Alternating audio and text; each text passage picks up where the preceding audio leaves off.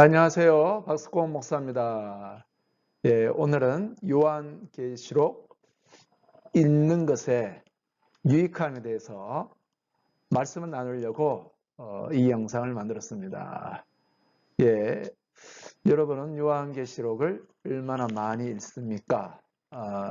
제가 2020년도에 유튜브 처음 시작할 때 주로 요한계시록에 관련된 영상을 만들면서 매주에 요한계시록을 읽고 또 영상을 만들었는데요. 지금 돌이켜보면 내가 어떻게 그렇게 했을까라는 생각이 들죠. 사실은 요한계시록은 양극화 현상이 있어요.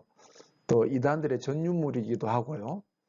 또 일반 교회에서는 요한계시록을 잘 안 가르치고, 지금은 이제 신천지 때문이기도 하지만 요한계시록에 대해서 설교도 하기도 하고, 양극화가 조금 이제 양상 달라지기도 했습니다만, 그러나 여전합니다.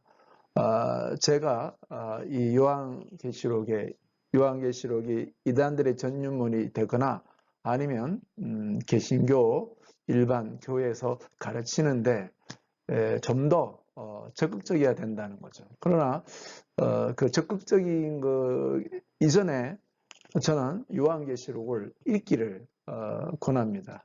그래서 요한계시록은 뭐 읽기 전에 뭐 마지막 때 뭐 재림의 때가 언젠가, 또 적그리스도는 누군가, 뭐 그런 거 굉장히 이제까지 이슈화가 됐죠. 그러나 요한계시록에 이 기록된 것은요, 오늘 본문에 있는 말씀 그대로입니다.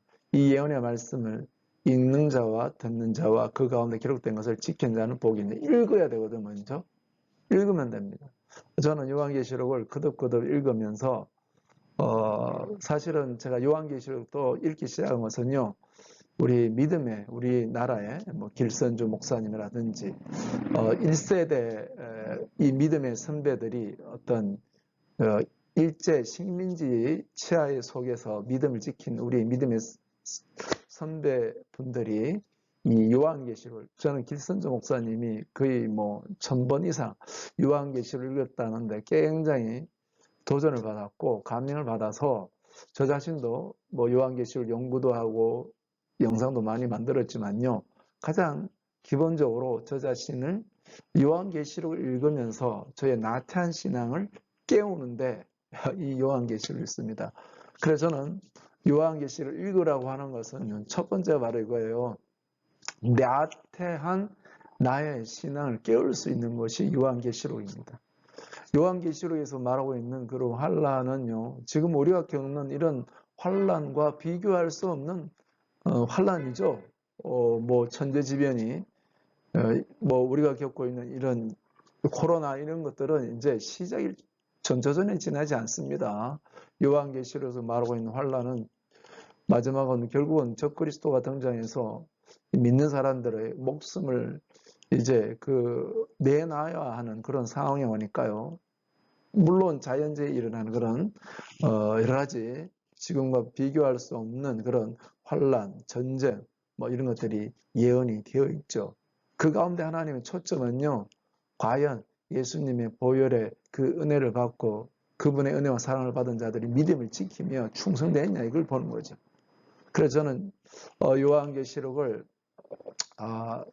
읽으라고, 또 이것의 깊은 내용을 잘 모르시더라도 먼저 읽으라고 이렇게 말씀드리고 싶습니다. 뭐 하기 위해서요? 나의 영혼을 깨우기 위해서 요한계시를 읽으라고 이렇게 말하고 있습니다. 두 번째는 요한계시를 읽으라고 하는 것은요, 많은 위로를 받을 수가 있는 거예요. 사도 바울도 말했잖아요. 고난이 많은 즉 위로가 많도다, 이거예요. 그렇습니다. 고난이 많은 즉 위로가 많습니다. 특별히 저는 요한계시록을 읽으면서 이 새 예루살렘에 대한 영상도 만들었는데, 이 새 예루살렘의 그 영광의 모습이 바로 뭐냐면 진주, 12진주문에 또 보석, 12보석들로 참으로 그 안에 이 빛난 황금, 이 바로 그 길, 이 참으로 빛나는 그 새 예루살렘 영광이잖아요. 그 모든 것이 저는 요한계시를 연구하면서도 알게 된 것은 저기 어디 있는 곳에 들어가는 것으로 보이지 아니합니다. 이 고난의 진주문. 이건 또 뭐 이렇게 이야기하면 새 예루살렘에 대한 해석에 또 논란의 소지가 있습니다만 그러나 제 영상에 제가 요한계시록의 그 새 예루살렘은 우리가 이루어지는 신앙생활의 궁극적인 최종 완성이거든요.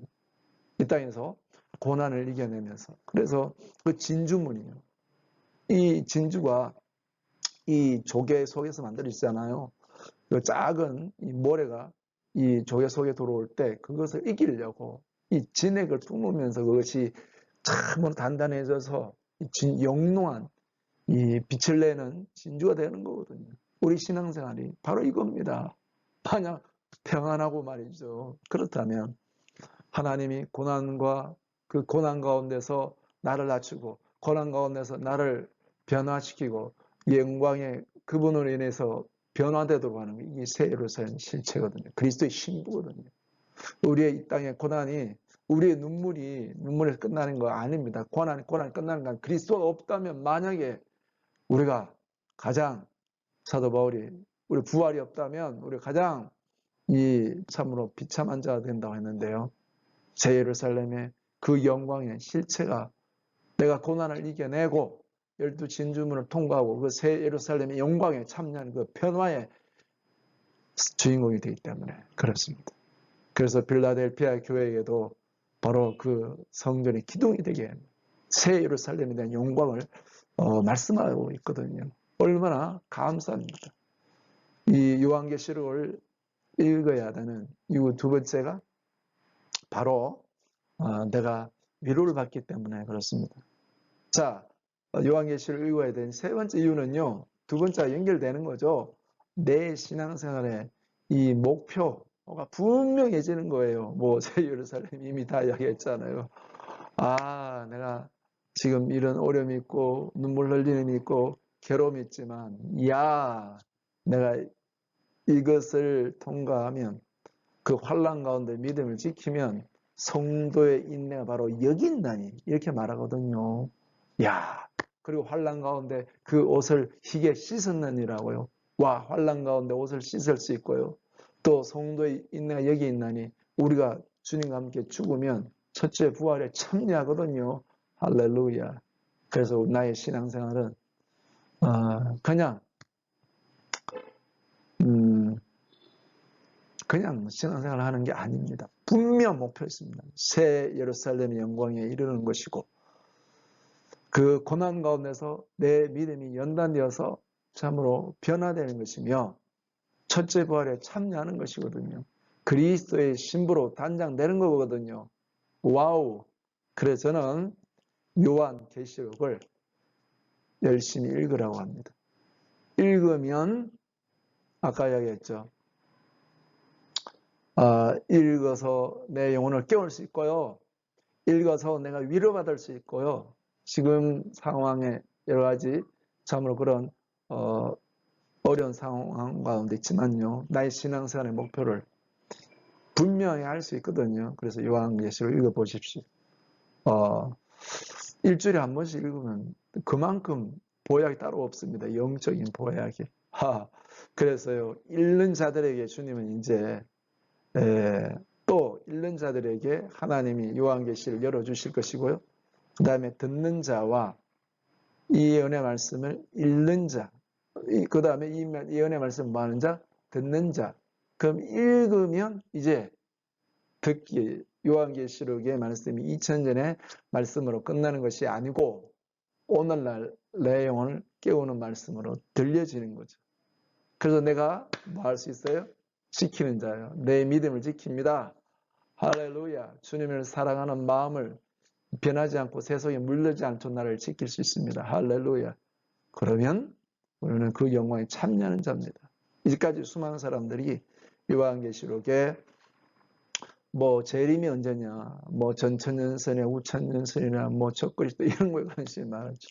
그러나 이것은 요한계시록은 저희 무엇보다도 내 영혼을 깨우고 내 영혼을 어려운 상황을 이겨내고 새 예루살렘의 영광에 도달하는 그런 사람이 되도록 요한계시를 읽고 그 가운데를 지키는 복이 있기요 새 예루살렘에 이르기를 축복합니다. 감사합니다.